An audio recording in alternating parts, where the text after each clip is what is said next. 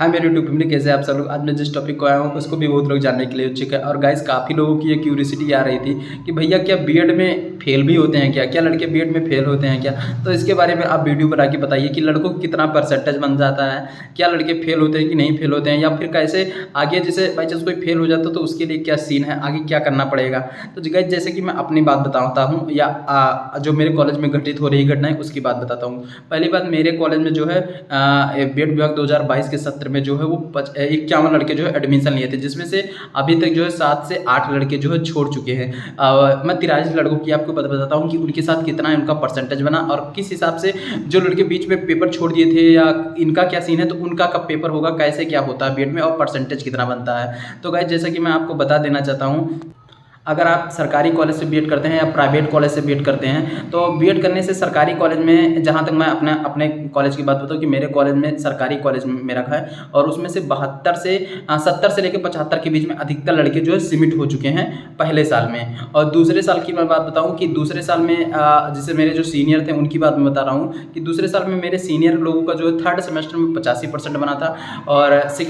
Fourth semester में जो उनका बहुत कम परसेंट बना, सबका 65 से लेकर 75 के बीच में सिमिट हो गया। तो ओवरऑल अगर बीएड की परसेंटेज की बात किया जाए कि कितना परसेंटेज उन सबका बना, तो जहां तक मैंने देखा है अधिकतर लोगों का रिजल्ट मैंने देखा है कि 70 से 75 के बीच में सरकारी कॉलेज से बीएड का जो है रिजल्ट आया है मेरे कॉलेज से। और प्राइवेट कॉलेजों का जो मेरे इंस्टाग्राम से या यूट्यूब के माध्यम से जुड़े हैं वो भी अपना कमेंट सेक्शन में जो है नंबर या रिजल्ट के लिए चेक करने के लिए भेजते रहते, तो मैं उनका नंबर देखता हूँ। तो उनका नंबर जहाँ तक मैं पहले साल की देखा हूँ तो उनका नंबर 75 से लेकर 80 के बीच में रहा है। और ओवरऑल इसी हिसाब से आप गणना लगा सकते हैं कि जब उनका पहले साल में जो है 75 से 80 बन रहा, जहां हमारा 70 से 75 बन रहा था, तो उनका भी जान लीजिए ये है कि ओवरऑल जब दोनों सालों का बीएड कंप्लीट हो जाता है तो उनका 75 से 80% तक ओवरऑल बन जाता है, जहां हम सबका सरकारी कॉलेज का वालों का 70 से 75 के बीच में रहता है, वहीं प्राइवेट कॉलेज वालों का 75 से लेकर 80 के बीच में सिमिट हो जाते हैं। अब दूसरा सबसे ज़्यादा क्यूरियोसिटी ये पूछी जा रही थी कि भैया अगर कोई बीएड कर रहा है और उसमें जो है फेल हो जाता है या फिर पेपर स्किप कर देता है तो उसके लिए क्या प्रावधान है। जैसा कि मेरे कॉलेज में 2 से 3 लड़के जो है उसी दिन उनका जीडी का पेपर चल रहा था, जब मेरा जो है पेपर चल रहा था, तो उनके लिए क्या प्रावधान है। वो पहली बात है,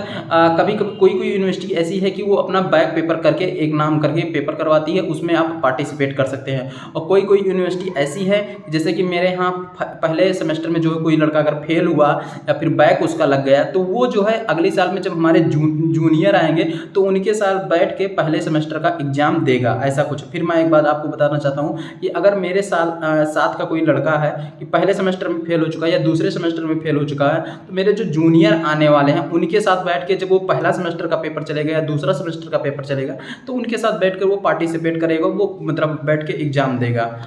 तो ऐसा कुछ सीन है। और गाइस ये भी सबसे ज़्यादा क्यूरियोसिटी आ रही थी कि क्या भैया फेल होते हैं क्या। तो गाइस जब मैं आपको बता देना चाहता हूँ कि फेल कोई नहीं होता और बीएड कोर्स इतना बहुत ज़्यादा हुआ है भी नहीं जो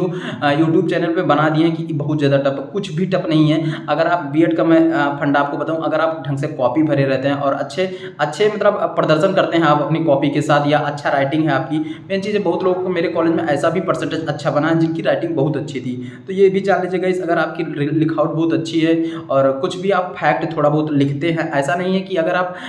हमें लगता है एंट्रेंस एग्जाम देकर अगर सरकारी कॉलेज पाए होंगे या प्राइवेट कॉलेज पाए होंगे तो कुछ ना कुछ आपका ग्रेजुएशन करके आए हैं, ग्रेजुएशन की कॉपी लिख के आए तो आपको कुछ ना कुछ तो जरूर अनुभव भी होगा, ग्रेजुएशन करके आए, आप ग्रेजुएट स्टूडेंट है। तो मैं ये उम्मीद लगा सकता हूँ कि आप बीएड को बहुत अच्छे से मतलब करके जो है पास हो सकते हैं, कोई दिक्कत नहीं। और अगर आप राइटिंग और थोड़ा मैटर पढ़ के जाएंगे तो आपका अच्छा परसेंटेज बनेगा, ये भी श्योर बात है। अब कुछ लोग ये पूछ रहे थे कि भैया क्या हिंदी में दे सकते हैं या इंग्लिश में दे सकते हैं, तो गाइस वो आपके ऊपर डिपेंड करता है कि आप हिंदी में देते हैं या इंग्लिश में देते हैं। और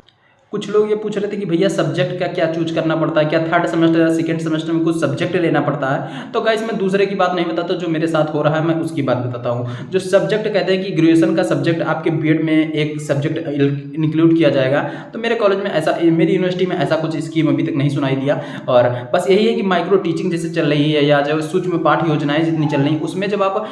प्रदर्शन करेंगे तो जैसे आपका कॉमर्स में और साइंस में 2 ग्रुपों में बांट दिया जाएगा। जैसा कि मैं एग्रीकल्चर का छात्र हूँ तो मुझे क्या क्या क्या पढ़ाना पड़ता, मुझे किस चीज़ पे पाठ्य योजना अपना बनाना पड़ता। तो जैसा कि गाइस मुझे जो है पाठ्य योजना अपना एग्रीकल्चर पे बनाना पड़ता है और एक बायो से मतलब पाठ्य योजना बनाना पड़ता है। ऐसे अगर आप बायो से होंगे तो बायो जैसे बीएससी बायो से आप अगर आप किए हैं तो आप जो है एक बायो पे बनाइए, एक केमिस्ट्री पे बनाइए। अगर आप फिजिक्स से किए हैं पाठ्य योजना बनाने में, या आपको ये जो सिलेबस वाला होता है कि आपने प्रीवियस में क्या पढ़ के आया, ग्रेजुएशन में अपने क्या पढ़ के आया है, तो वो आप जाके जब आपकी जहाँ टीचिंग लगेगी वहाँ आपको वो पढ़ाना पड़ेगा। सब्जेक्ट का ऐसा कुछ मेरी यूनिवर्सिटी में नहीं है। कुछ यूनिवर्सिटियों में सब्जेक्ट का वो है भी मैटर, तो उसको मैं नहीं जानता भाई, जो कहने तो साफ कह रहा हूँ। लेकिन ये जानता हूँ कि अगर आप सब्जेक्ट, जैसे मेरा ग्रेजुएशन था, मेरा कॉमर्स था, किस लोगों का तो वो ऐसे ऐसे पढ़ाता रहता है। जो आर्ट वाले हैं जो वो भूगोल पढ़ाएंगे, इतिहास पढ़ाएंगे, ऐसे कुछ सब्जेक्टों को पढ़ाते हैं। दो सब्जेक्ट जैसे संस्कृत वाले हो गए जो बी ए संस्कृत